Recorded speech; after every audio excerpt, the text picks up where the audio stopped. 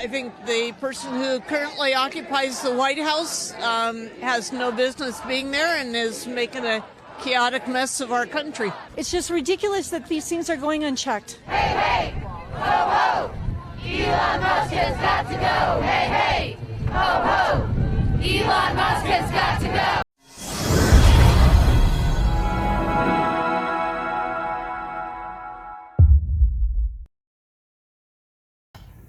Thousands of protesters marched out of their house and they filled the streets last week in New York, Albany, Orlando, Portland, Vancouver, and Houston back in the United States of America, protesting what was popularly known as anti-Trump protests. These protesters were simply saying that we didn't vote for Elon Musk. Why are you giving Elon Musk a lot of powers? Why are you doing this, Mr. President?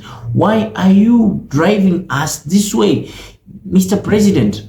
Why don't you follow the Constitution, Mr. President? Why is your regime an oligarchic one? Why do you follow a system of oligarchy, system of leadership? Why are you oppressing us? Why are you having these punitive policies against us? Why is everything not working for us? Why are you disbanding USAID? Why is they were asking so many questions. So they decided, like, we're going to the streets, we're going to protest about this. And I'd like to show you a video, right? I'd like to show you a video that explains all these things that have been happening and in the protest. And before that, kindly, if you're new to this channel, consider subscribing, right? If you've already done that, that means you're a returning subscriber. Like, comment, share, and turn on post notifications so that every time I post a new video, you'll be notified to get to know about it.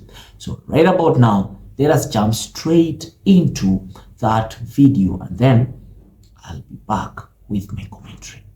If you bought a mattress today, no judgment, but that is how thousands of our fellow Americans decided to spend their day today. It is what is being called the Not My President's Day protests.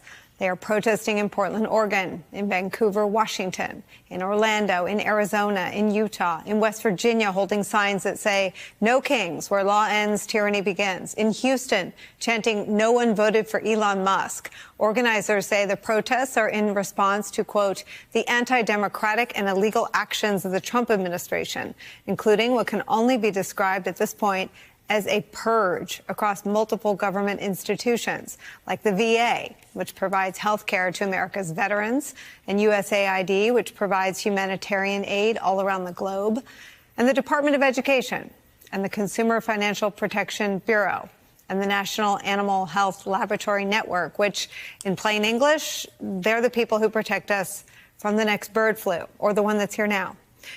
But as the Trump administration is learning, when you use a blunt instrument instead of a scalpel or a budget plan to suddenly and abruptly shrink government agencies, you end up kneecapping the things that are actually essential to American life and Americans and their family safety and a family's money. When you take a blowtorch to all American institutions, as the Trump administration is doing, people tend to rise up and protest. The other thing that happens, well, stuff usually backfires, like how it backfired when the Trump administration fired nuclear safety workers whose agency oversees the nation's nuclear stockpile. And then after firing them, thought, maybe we need those guys. They are now trying to unfire them, but they can't because they're struggling to find them because they didn't have their new contact information. Or the decision to fire hundreds of FAA employees just as that agency is reeling after the deadly collision at Reagan National Airport less than 1 month ago. Air safety, nuclear weapons, they're at the tippy top of things that all Americans, regardless of their ideological leanings, want their government to get right. They don't want to think about those things or worry about those things. Another thing at the top of the list for most humans, keeping our most personal financial information safe, which is why what's happening at the IRS with our personal information, potentially banking information, is sounding so many alarms for so many people. Not only has the Trump administration identified 15,000 employees for possible termination, but now the Washington Post is reporting Elon Musk's Doge team is seeking access to, quote, a heavily guarded IRS system that includes detailed financial information about every taxpayer, business and nonprofit in the country, sparking alarm within the tax agency. Quote, under pressure from the White House, the IRS is considering a memorandum of understanding that would give officials from Dodge, broad access to tax agency systems, property, and data sets. Again, nuclear warheads, air travel safety for everybody getting on a plane, all of our most personal financial information. That's what they have their hands in today. Let's bring in some of our favorite reporters and friends. The president of Media Matters for America, Angelo Carusone, is back. Also joining us, Washington Post national investigative correspondent Carol Leonnig is back, and the publisher of The Bulwark, host of the Focus Group podcast, political strategist Sarah Longwell is back. Carol, the Post has some extraordinary reporting and really is the home paper for many of the federal workers who are impacted. This is well beyond sort of where the rhetoric meets the audacity of Trumpism in terms of slashing and shrinking the federal workforce. This is dismantling things that have never been touched because there's no appetite among the public for dismantling them. So right, Nicole. I really do have to give a shout out to the team at the Washington Post that has been drinking from this fire hose. That's just an unbelievable funnel every day of tips and information and leads and indicating a host of agencies all weekend long under assault. Interesting President's Weekend for a bunch of people to be notified that they are likely going to be fired, or they are, or to have their laptops turned off and their email access severed. But it is an endless barrage for those federal employees. And before you won't be surprised to hear, because you may be among them, it turns out the American people don't love watching Donald Trump and Elon Musk take an absolute wrecking ball to the federal government. I mean, today we saw massive protests right here in Washington, D.C., and also all across the country. You can see some of the photos on our screen. We saw protests in big cities, in small towns, and at state capitals. We saw just how pissed off people are about what's happening right now. And who could blame them? I mean, we just learned that Elon Musk's Doge crew is trying to get access to personal taxpayer data at the IRS. So basically, the world's richest man and his band of 20-something cronies want access to your personal data. They want access to your tax returns, your addresses, your employment information, your banking details, and your social security numbers. I mean, this is the kind of issue that hits home for all of us. I'm sure it hits home for you because most of us pay taxes, right? Just like most of us fly in on airplanes. And today, unbelievably, there was another major commercial airline incident. A Delta plane that took off from Minneapolis flipped over when it was attempting to land in Toronto. Nobody was killed, but at least 17 people were injured. And of course, it's just the latest in a series of air incidents since Trump was sworn in. And since an Army helicopter and an American Airlines plane collided right here in Washington, killing 67 people. Well, today, just 19 days after that tragedy, we are also getting new details about the Trump administration's purge of hundreds of critical air safety workers at the FAA. And I'm going to go into more detail also with somebody who knows a lot about it in just a moment. But the larger point is this. Donald Trump and Elon Musk are screwing around with government in all sorts of ways that impact you personally, and in ways that impact our national security and our safety more broadly.